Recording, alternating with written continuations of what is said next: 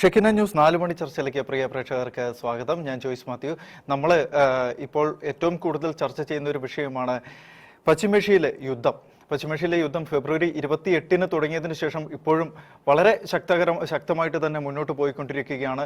ഇരുപക്ഷവും വളരെ ശക്തിയോടുകൂടി തന്നെ യുദ്ധം മുന്നോട്ട് കൊണ്ടുപോയിക്കൊണ്ടിരിക്കുകയാണ്. ഇസ്രായേലിന്റെ ഭാഗത്തു നിന്നായാലും അമേരിക്കയുടെ ഭാഗത്തു നിന്നായാലും ശരി, വളരെ ശക്തിയോടുകൂടി ഇറാനിലേക്ക് മിസൈലുകളും ഡ്രോണുകളും അയച്ച് വലിയൊരു കനത്ത നാശനഷ്ടം ഉണ്ടാക്കുവാൻ അവർക്ക് കഴിയുന്നു. അതുപോലെ തന്നെ തിരിച്ച് ഇറാനും പൂർവാധികം ശക്തിയോടുകൂടി തന്നെ തിരിച്ചടിക്കുന്നു എന്നുള്ള വാർത്തകളാണ് നമുക്ക് മനസ്സിലാക്കാൻ സാധിക്കുന്നത്.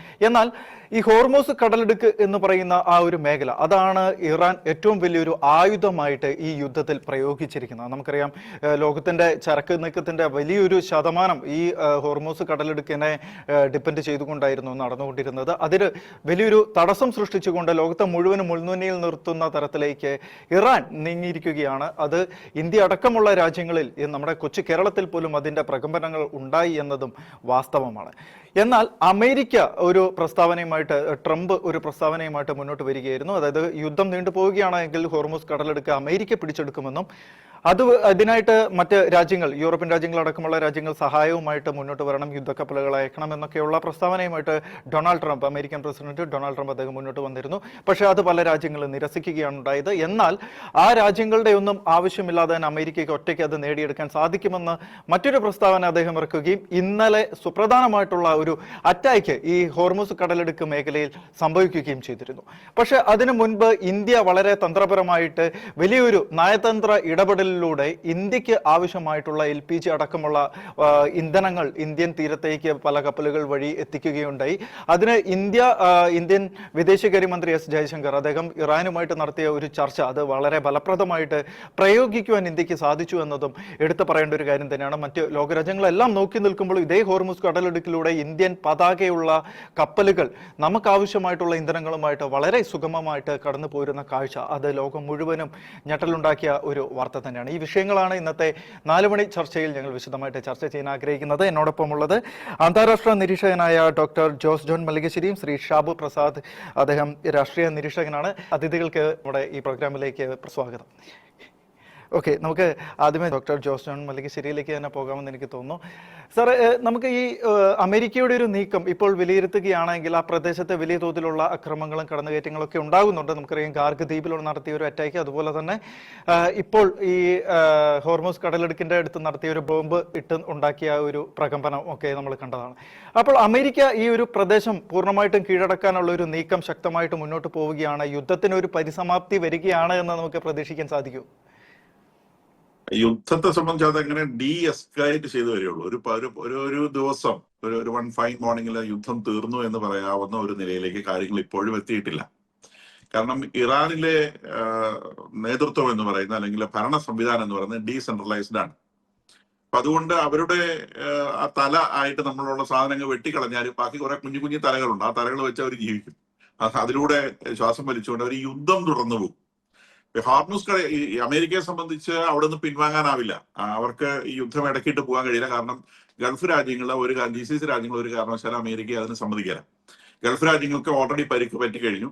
അപ്പൊ സ്വാഭാവികമായിട്ടും ഈ ഒരു യുദ്ധത്തിനകത്തേക്ക് അമേരിക്ക ഇതിലേക്ക് എടുത്തു ചാടുമ്പോൾ ഗൾഫ് രാജ്യങ്ങൾ എതിരായിരുന്നു.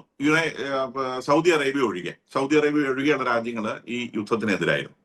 അപ്പം സുഹൃത്തുക്കളുടെ താല്പര്യങ്ങൾക്ക് വിരുദ്ധമായി യുദ്ധത്തിൽ വരികയും ഈ യുദ്ധത്തിനകത്ത് സുഹൃത്തുക്കൾക്ക് പരിക്കേൽക്കുകയും ചെയ്ത ഒരു സാഹചര്യത്തില് അവരുടെ വാക്ക് വിട്ടിട്ട് അമേരിക്ക അവിടെ തിരിച്ചു പറയാൻ കഴിയില്ല. കാരണം അമേരിക്കയുടെ വിശ്വാസ്യത തകർക്കും. ഈ പകുതി ചത്ത പാമ്പിനെ അവിടെ വെച്ച് കഴിഞ്ഞാൽ ഈ ഹോർമൂസ് കടലിടുക്കില് ഇനിയും ഇറാൻ പ്രശ്നങ്ങൾ ഉണ്ടായിക്കൊണ്ടേയിരിക്കും. അതിന്റെ ആ ഹോർമൂസ് കടലിടുക്ക് ഉപയോഗിക്കുന്ന മറ്റു രാജ്യങ്ങളെ സംബന്ധിച്ച് അത് വലിയ പ്രശ്നമായി തീരുകയും ചെയ്യും. അപ്പൊ അത് നമുക്കറിയാവുന്ന പോലെ United Arab Emirates, Qatar, Bahrain, Kuwait, then Iraq, ഇത്രയും രാജ്യങ്ങൾക്ക് ഹോർമൂസ് കടലിടുക്കിനെ എക്സ്ക്ലൂസീവായിട്ട് ഡിപ്പെൻഡ് ചെയ്യാൻ നിവൃത്തിയില്ല. സൗദി അറേബ്യയെ സംബന്ധിച്ച് അവർക്ക് പേർഷ്യൻ ഗൾഫിലേക്കും എക്സ്പോഷർ ഉണ്ട്, അതുപോലെ റെഡ് സീയിലേക്കും എക്സ്പോഷർ ഉണ്ട്. അതുകൊണ്ട് സൗദി അറേബ്യ, അതുകൊണ്ടാണ് അവർ യുദ്ധത്തെ സപ്പോർട്ട് ചെയ്തത്. അവർക്ക് റെഡ് സീയിലേക്ക് എക്സ്പോഷർ ഉള്ളതുകൊണ്ടാണ് അവർ യുദ്ധത്തെ സപ്പോർട്ട് ചെയ്തത്.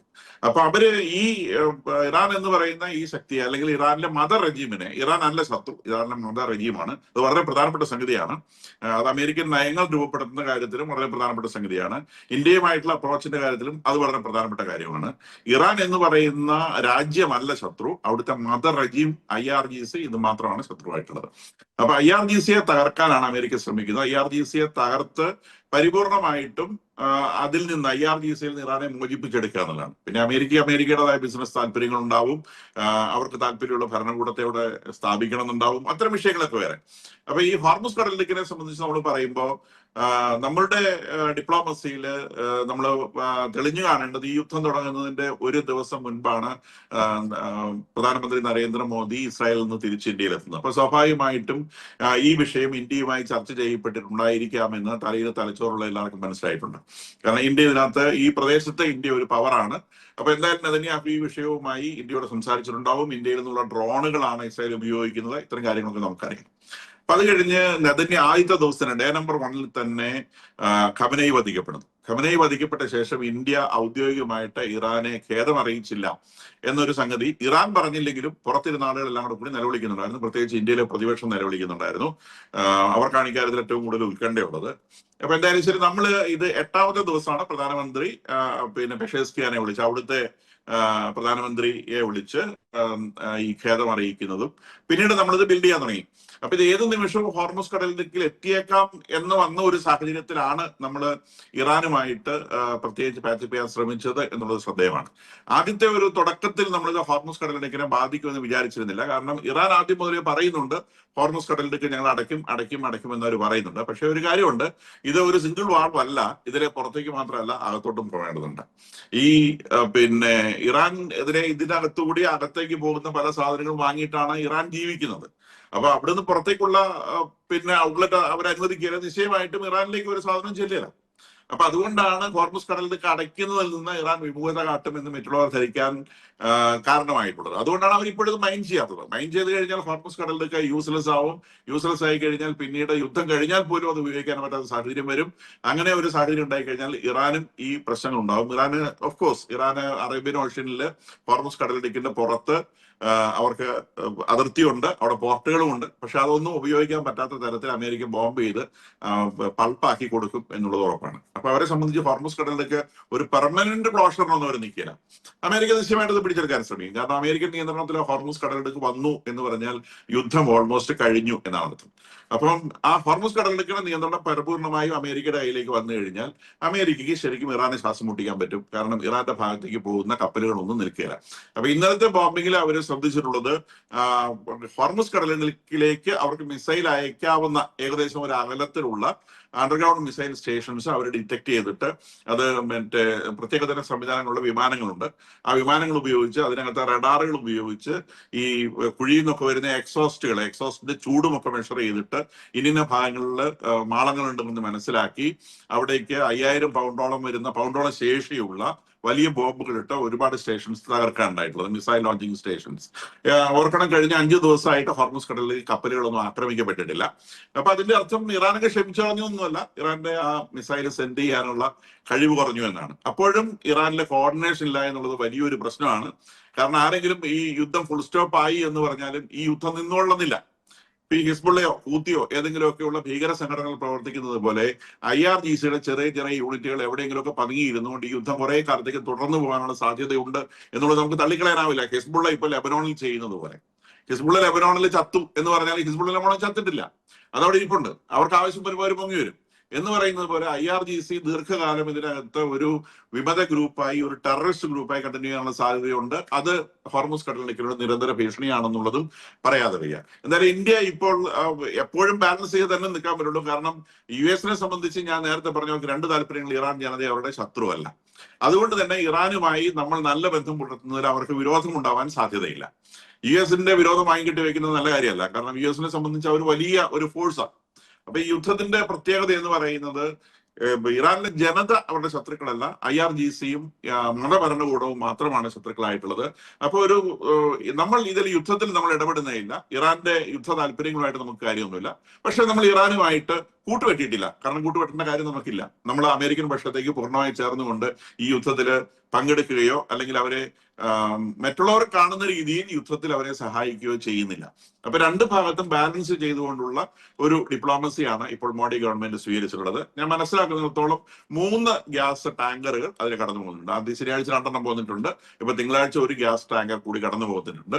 അപ്പൊ നമ്മൾ എക്സ്ക്ലൂസീവ് ആയിട്ട് ഈ ഗ്യാസിന്റെ കാര്യത്തിലാണ് നമുക്ക് വലിയ പ്രശ്നമുള്ളത്. നമ്മുടെ രാജ്യത്ത് 60% ഗ്യാസ് പുറമേ നിന്ന് വാങ്ങുന്നതാണ്. അതിൽ 90% ഈ ഹോർമൂസിലൂടെ കടന്നു വരുന്നതാണ്. നേരെ മറിച്ച് പെട്രോളിയത്തെ സംബന്ധിച്ച് നമ്മൾ 90% പെട്രോളിയം പുറത്തുനിന്ന് വാങ്ങുന്നതാണ്.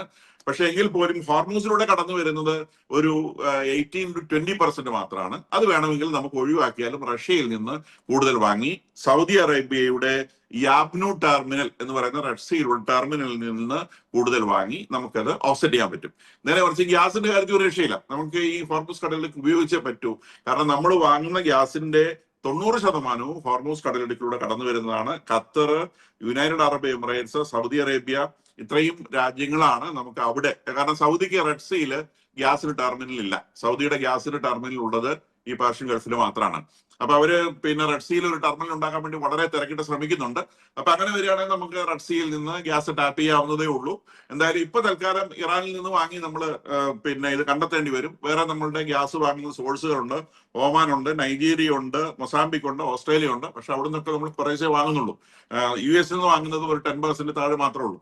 മേജർ പർച്ചേസ് വരുന്നത് ഇപ്പോൾ ഈ ഹോർമൂസ് സ്ട്രൈറ്റിലൂടെയാണ്. അപ്പം ഏകദേശം കാര്യങ്ങൾ വ്യക്തമായി എന്ന് വിചാരിക്കുന്നു. ഇന്ത്യയും ചൈനയും റഷ്യയും മാത്രമാണ് ഇറാനോട് ഇപ്പോൾ ഇത്തരത്തിലൊരു ഡീല് നടത്താൻ ശേഷിയുള്ളത്. വേറെ ആർക്കും അങ്ങനെ ഒരു ശേഷി ഇല്ല എന്നുള്ളതും മനസ്സിലാക്കി. തീർച്ചയായിട്ടും വളരെ വ്യക്തമാണ്. ശ്രീ ഷാബു പ്രസാദ്, നമുക്ക് അറിയാം, നമ്മളിപ്പം നാട്ടിൽ നമ്മുടെ കൊച്ചു കേരളത്തിൽ പോലും നമ്മൾ അനുഭവിക്കുന്ന ഒരു അല്ലെങ്കിൽ നമ്മൾ വലിയൊരു ഭീതിപ്പെടുത്തിയ ഒരു പ്രതിസന്ധിയാണ്. തുടക്കത്തിലൊക്കെ വലിയൊരു ഭീതിയായിട്ട് ഉയർന്നു വന്ന ഒരു കാര്യമാണ് ഇപ്പം ശ്രീ ജോസ് ജോൺ മല്ലികശ്ശേരി അദ്ദേഹം പറഞ്ഞ് നിർത്തിയതുപോലെ ഗ്യാസിന്റെ ഒരു പ്രതിസന്ധി. കുറേയധികം ഹോട്ടലുകളൊക്കെ പൂട്ടിപ്പോയി. അതൊക്കെ ഇനി യുദ്ധത്തിനോട് അനുബന്ധിച്ച് എന്ന് തുറക്കാൻ പറ്റുമെന്നുള്ളൊരു സംശയത്തിൽ നിലനിൽക്കുന്നു. അതിനെ തുടർന്ന് ഒരുപാട് പേരുടെ ജോലികൾ നഷ്ടപ്പെടാൻ ഒരു സാധ്യത കാണുന്നു.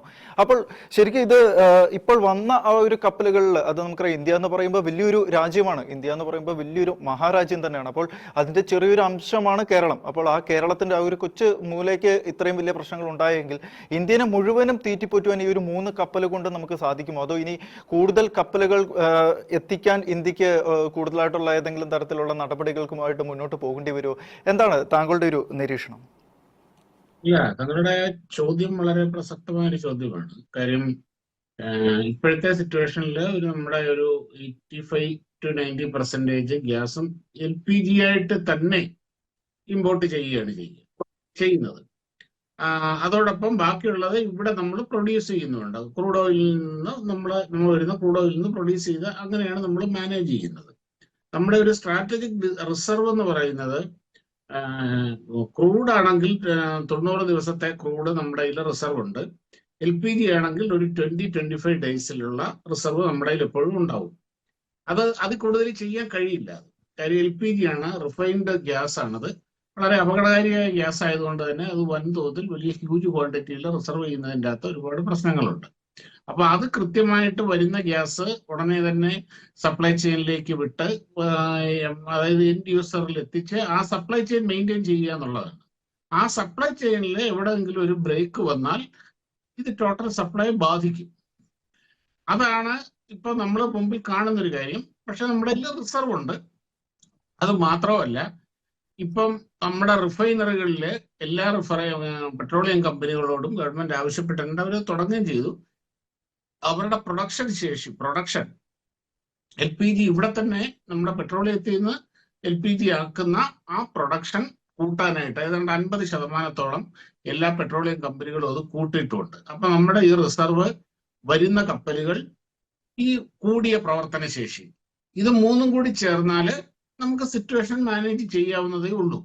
പിന്നെ ഈ നിയന്ത്രണങ്ങൾ ഏർപ്പെടുത്തിയിരിക്കുന്നു എന്ന് പറഞ്ഞു കഴിഞ്ഞാൽ നമ്മുടെ റിസർവ് ഉണ്ടെങ്കിൽ പിന്നെ എന്തിനാ നിയന്ത്രണങ്ങൾ ഏർപ്പെടുത്തുന്നത്? എല്ലാവർക്കും അങ്ങ് ഇഷ്ടം പോലെ സപ്ലൈ ചെയ്താൽ പോരെ എന്ന് ചോദിച്ചേക്കാം. പക്ഷെ അതിന്റെ ഒരു വിഷയം എന്താന്ന് വെച്ച് കഴിഞ്ഞാല്, ഈ കഴിഞ്ഞ ദിവസങ്ങളിൽ ഈ വാർത്തകൾ ഇങ്ങനെ ഭയങ്കരമായിട്ട് പരക്കാൻ തുടങ്ങുകയും ഇന്ത്യയിലെ പല രാഷ്ട്രീയ പാർട്ടികളും വളരെ ദുരുദ്ദേശത്തോടു കൂടി ഭീതി പരത്താൻ തുടങ്ങുകയും ചെയ്തപ്പം ഭയങ്കരമായിട്ട് പാനിക്കായിട്ട് ആൾക്കാർ ബുക്ക് ചെയ്യാൻ തുടങ്ങി. ഇപ്പൊ കേരളത്തിലാണെങ്കിൽ ടോട്ടൽ നാഷണൽ ലെവലില് ഇപ്പൊ ഞാൻ ഗ്യാസ് എടുക്കുന്ന എന്റെ ഏജൻസി ഉണ്ട്. ഞാൻ അവരോട് അന്വേഷിച്ചു പറഞ്ഞു, ഒരു ദിവസം 300-400 സിലിണ്ടർ ആയിരുന്നു ബുക്കിംഗ് വന്നുകൊണ്ടിരുന്നത്. പക്ഷെ ഈ വാർത്ത പരക്കാൻ തുടങ്ങിയപ്പോൾ അത് 1000-1200 ഒക്കെ ആയി മാറി. അത് പ്രശ്നമാണ്. അങ്ങനെ വരുമ്പോൾ എന്താന്ന് വെച്ച് കഴിഞ്ഞാൽ ആ സമയത്ത് ആൾക്കാർ പലരും ഈ സിറ്റുവേഷൻ മുതലെടുക്കാൻ നോക്കും. കൂടുതലായി ഗ്യാസ് വാങ്ങിക്കൂട്ടി കരിഞ്ചന്തയിൽ വിൽക്കാനുള്ള അവസരം ഉണ്ടാകും. അപ്പോൾ അതിനൊരു കൺട്രോൾ വെച്ചേ പറ്റുള്ളൂ. അതായത് പ്രതിസന്ധി ഇല്ല, നമുക്ക് അങ്ങനെയുള്ളൊരു ഭീകരമായ ഒരു പ്രതിസന്ധി ഇല്ല. എന്നാൽ ഒരു പ്രതിസന്ധിയെ മുൻപിൽ കണ്ടുകൊണ്ടുള്ള കൃത്യമായ ഒരു കരുതലാണ് ചെയ്യുന്നത്. പിന്നെ ഈ ഹോട്ടലുകളുടെ കാര്യം നോക്കൂ. ഇന്ത്യയിലെ LPG കൺസ്യൂമേഴ്സിന്റെ 85% house hold domestic connections ആണ്. 15% ഈ പറഞ്ഞ കൊമേഴ്സ്യൽ കണക്ഷൻസ് ഉള്ളത്. തീർച്ചയായിട്ടും ഇവിടെ മുൻഗണന കൊടുക്കേണ്ടത് ആർക്കാണ്?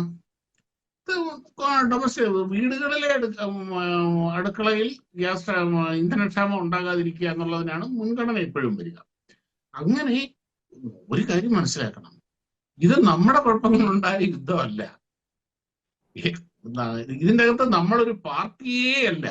പക്ഷെ നമ്മൾ സോഴ്സ് ചെയ്യുന്ന ഈ എനർജി സോഴ്സ് ചെയ്യുന്ന മേഖലയിൽ നടക്കുന്ന ഒരു യുദ്ധമായതുകൊണ്ട് തീർച്ചയായിട്ടും അത് നമ്മളെ ബാധിക്കും.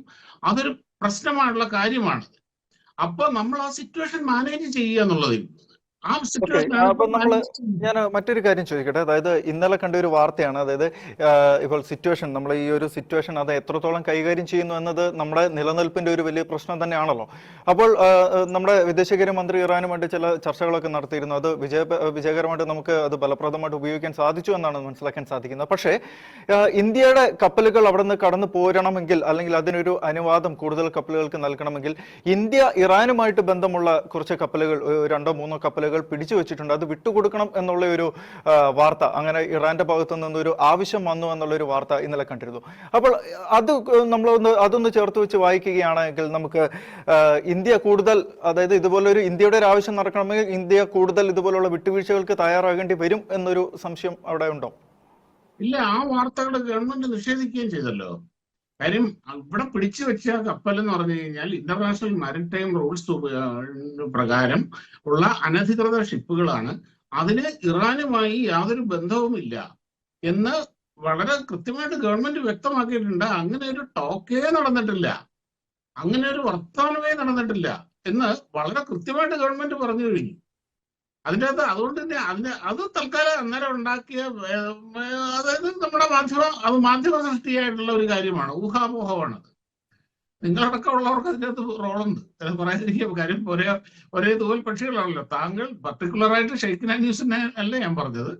അതായത് നിങ്ങളുടെ ഈ മാധ്യമ കമ്മ്യൂണിറ്റി, ആ ഫ്രറ്റേണിറ്റിയുടെ കാര്യമാണ് പറഞ്ഞത്.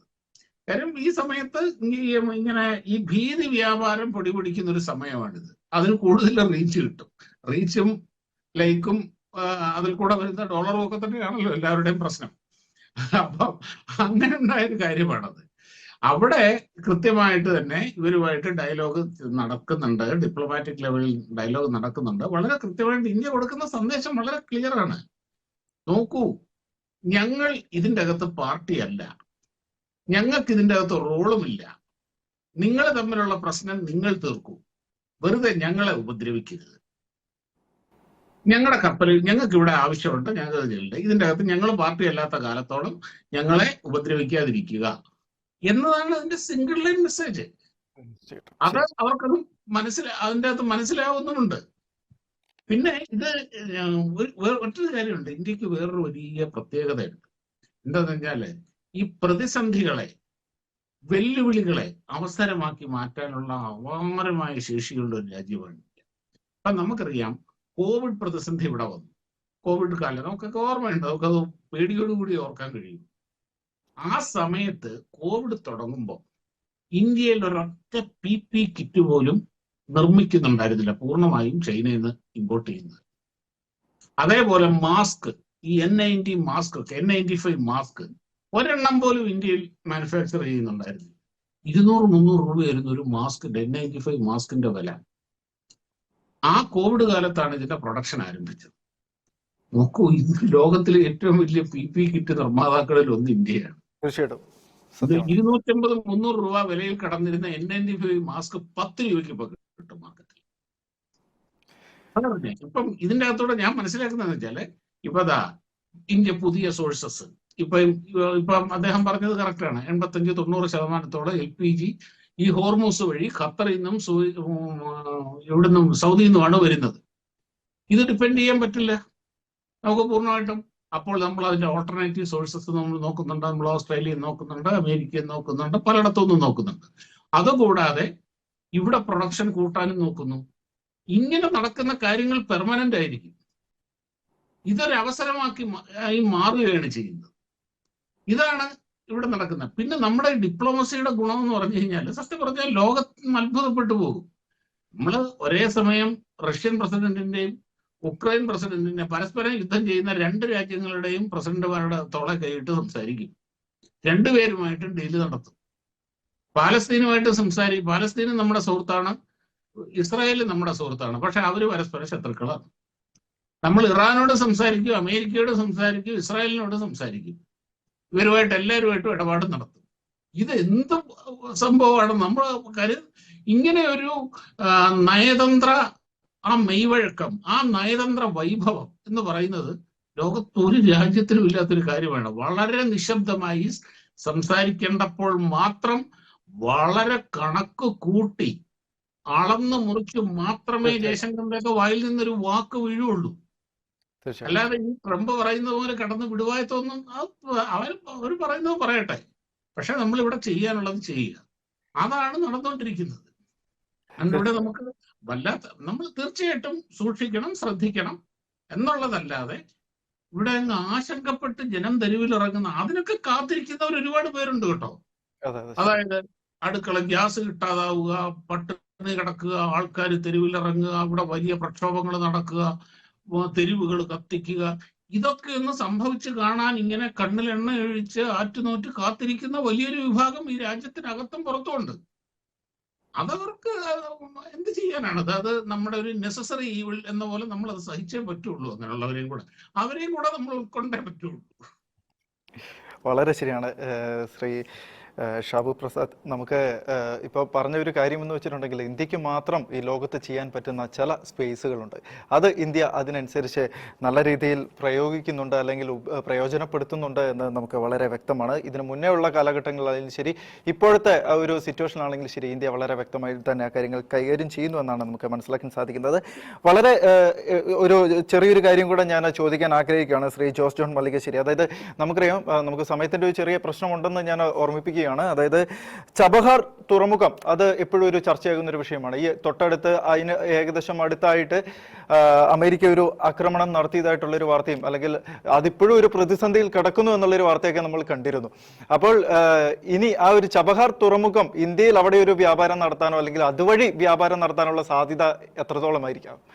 ചുരുങ്ങിയ ഒരു സിറ്റുവേഷനിൽ തീർച്ചയായിട്ടും ഇല്ല. ഇപ്പോഴത്തെ ഒരു സിറ്റുവേഷനിൽ ഈ ചബഹാർ പോർട്ട് എന്ന് പറയുന്നത് ഇറാനെ സംബന്ധിച്ച് അവരുടെ ഒരു ജീവനാഡിയാണത്. കാരണം അറേബ്യൻ ഓഷനിലേക്കാണ് അത് ഓപ്പൺ ചെയ്യുന്നത്. അപ്പൊ അത് ഉപയോഗിക്കാൻ പറ്റുന്ന ഒരു സാഹചര്യമാണ്. ഞാൻ പറഞ്ഞല്ലോ, ഇത് അങ്ങോട്ടും ഇങ്ങോട്ടും പോകുന്ന ഒരു സംഗതിയാണ്. അപ്പൊ അത് അവിടെ നിന്ന് ഇങ്ങോട്ട് ഇമ്പോർട്ട് ചെയ്താൽ അവർക്ക് അങ്ങോട്ട് ഇമ്പോർട്ട് ചെയ്യാൻ പറ്റും. അവിടെ നിന്ന് എക്സ്പോർട്ട് ചെയ്താൽ സ്വാഭാവികമായിട്ടും അങ്ങോട്ട് ഇമ്പോർട്ട് ഇപ്പോൾ തടഞ്ഞു വെക്കേണ്ടതുണ്ട്. അവരുടെ നാട്ടിലേക്ക് മെഡിസിൻസ്, കാലിത്തീറ്റ, അവർക്ക് വളരെ എസെൻഷ്യൽ ആയിട്ടുള്ള സാധനങ്ങൾ, മരുന്നുകൾ, കാലിത്തീറ്റ, ഈവൻ ഗോതമ്പ് പോലും ഇപ്പൊ ആവശ്യമാണ്. കാരണം അവരുടെ ഫുഡ് സപ്ലൈ ചെയിനൊക്കെ ഇസ്രായേൽ പാളിസായി കളഞ്ഞു. അപ്പൊ അവർക്ക് ഭക്ഷണ സാധനങ്ങൾക്ക് പോലും നിർബന്ധമാണ്. എഡിബിൾ ഓയിൽസ് അശേഷം കിട്ടാനില്ല. അപ്പൊ ഇങ്ങനെയുള്ള സാധനങ്ങളൊക്കെ ഈ പോർട്ടിലൂടെ അവരുടെ രാജ്യത്തേക്ക് എത്തിക്കഴിഞ്ഞാൽ അവരുടെ യുദ്ധത്തിന്റെ പ്രഷർ കുറയും. ആ യുദ്ധത്തിന്റെ പ്രഷർ ജനത്തിന്റെ മേലെ മാക്സിമം എത്തേണ്ടത് യുദ്ധം ചെയ്യുന്ന മറ്റു രാജ്യങ്ങളുടെ, ഇസ്രായേലിന്റെ, അമേരിക്കയുടെ ആവശ്യമാണ്. അങ്ങനെയാണെങ്കിൽ മാത്രമേ ജനം ഭരണകൂടത്തിനെതിരെ എത്രയും വേഗം തിരിഞ്ഞ് ആ ഭരണത്തെ പുറത്താക്കുള്ളൂ. അപ്പൊ ഈ തൽക്കാലത്തേക്ക് ആ ചബഹാർ പോർട്ട് ഉപയോഗിക്കാൻ സാധിക്കുകയില്ല. പക്ഷേ ഇറാനിൽ ഭരണമാറ്റം ഉണ്ടായാൽ നിശ്ചയമായിട്ടും യാതൊരു പ്രയാസങ്ങളും ഇല്ലാതെ നമുക്ക് ഉപയോഗിക്കാൻ സാധിക്കും എന്നുള്ളതാണ്. കാരണം ഭരണമാറ്റം വന്നു കഴിഞ്ഞാൽ തീർച്ചയായിട്ടും അത് വെസ്റ്റേൺ അലൈൻഡ് ആയിട്ടുള്ള ഒരു ഭരണമായിരിക്കും. അപ്പം അവരുടെയൊക്കെ തന്നെ താല്പര്യത്തോടു കൂടി സന്തോഷത്തോടെ നമുക്കത് ഉപയോഗിക്കാൻ സാധിക്കുകയും ചെയ്യും. തീർച്ചയായിട്ടും കാര്യങ്ങൾ വളരെ വ്യക്തമാണ്. യുദ്ധം എന്തായാലും 19ാമത്തെ ദിവസത്തിലേക്ക് കടക്കുന്നത്. നമുക്ക് എന്തായാലും വളരെ ശക്തമായി തന്നെ യുദ്ധമേഖല മുന്നേറിക്കൊണ്ടിരിക്കുന്നു. രാജ്യങ്ങളെല്ലാം പരസ്പരം അങ്ങോട്ടും ഇങ്ങോട്ടും ആക്രമണവും പ്രത്യാക്രമണവുമായിട്ട് മുന്നോട്ട് പോകണം. പക്ഷെ നമുക്ക് ഓർപ്പിക്കേണ്ട ഒരു കാര്യം എന്ന് വെച്ചിട്ടുണ്ടെങ്കിൽ യുദ്ധങ്ങൾ കൊണ്ടോ ആയുധങ്ങൾ കൊണ്ടോ സമാധാനം ഒരു പരിധിവരെ ഉണ്ടാക്കിയെടുക്കാൻ നേടിയെടുക്കാൻ സാധിക്കില്ല എന്നൊരു യാഥാർത്ഥ്യം തന്നെയാണ്. പക്ഷേ ചില കാര്യങ്ങളിൽ മാറ്റങ്ങൾ വരണമെങ്കിൽ അവിടെ ആയുധം പ്രയോഗിച്ചേ സാധിക്കുകയുള്ളൂ എന്നതും ഒരു യാഥാർത്ഥ്യം തന്നെയാണ്. ഇന്നത്തെ ഷെക്കിന ന്യൂസ് 4 മണി ചർച്ച ഇവിടെ അവസാനിക്കുകയാണ്. ചർച്ചയിൽ പങ്കുചേർന്ന അതിഥികൾക്കും പ്രിയ പ്രേക്ഷകർക്കും നന്ദി.